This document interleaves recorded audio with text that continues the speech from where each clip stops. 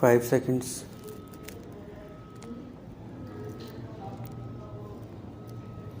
I am happy to be with you this morning to inaugurate your annual session and to attend your national conference.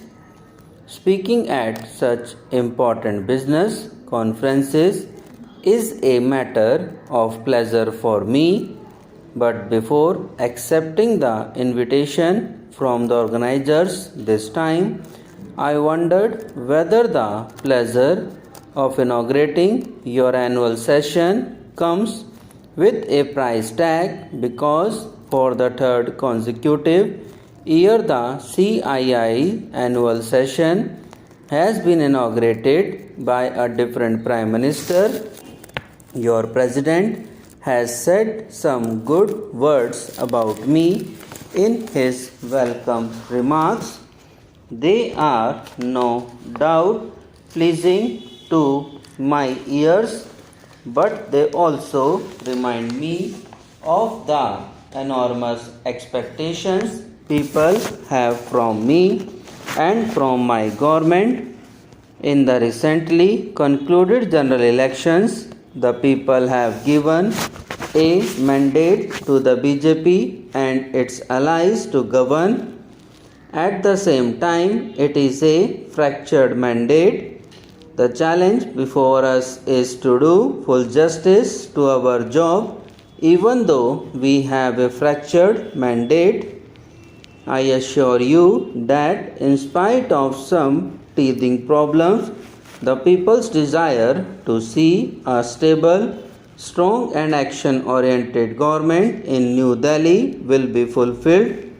We have accepted the challenge. The theme for this conference, Bringing Growth Back, Economy, Education, and Employment, captures in a nutshell the main thrust of our national agenda for governance, which is the blueprint for our policies, and as such, there is a happy convergence of the government and the Indian industry.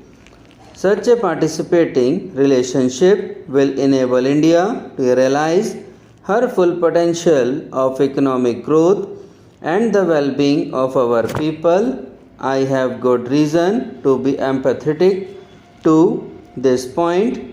Today, not only the global standing of a nation but also its security, integrity, and stability, indeed, its very existence as a nation, is dependent on its economic strength.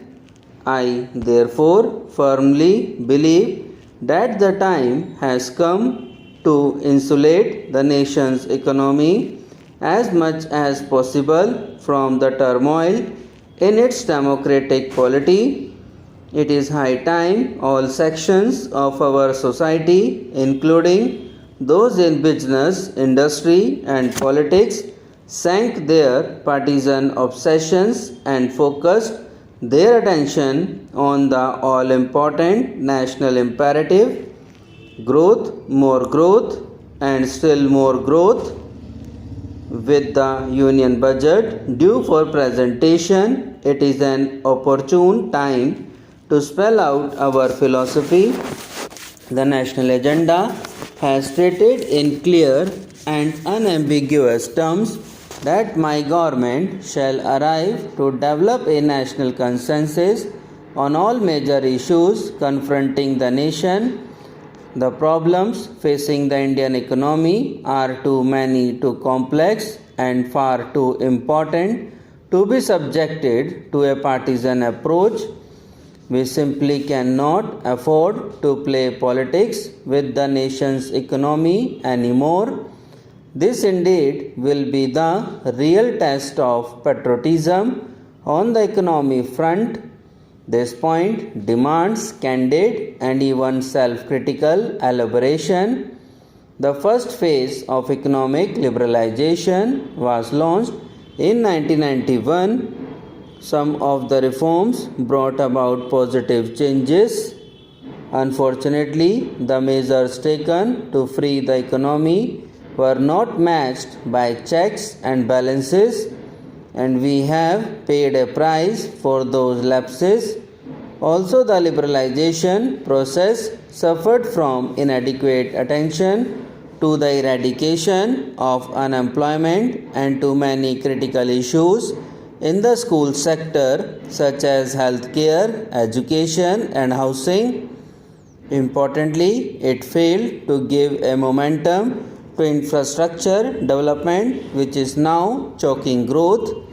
In our view, the reasons lie in the failure of the government to effectively address the core concerns of the Indian industry. They lie in the failure of the Indian industry to appreciate the core concerns of the government. They also lie in the failure of both the government and the industry to convince the common man that he too has a stake, a vital stake in the reforms process. That is why during the election campaign, I repeatedly stressed that India urgently needs to reform the reforms process.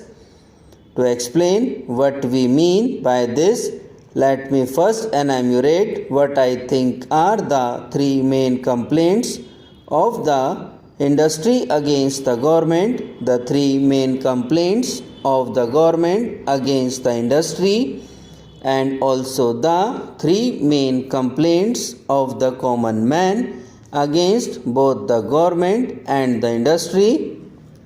The three chief complaints of the industry against the government are: 1. Industry thinks the government is the root cause of avoidable delays owing to excessive controls.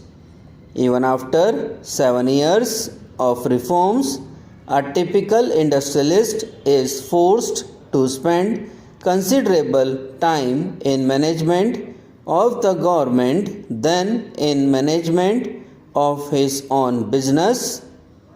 2. Industry complains that the government takes too much but provides too little, and that too haphazardly. 3. The government is in all those areas of business in which it had no business to be there in the first place. Now let us look at the three chief complaints of the government against the industry. 1. Government feels that the industry does not share its social objectives. 2. The industry wants the government to govern well. Subscribe now and press the bell icon. Never miss an update.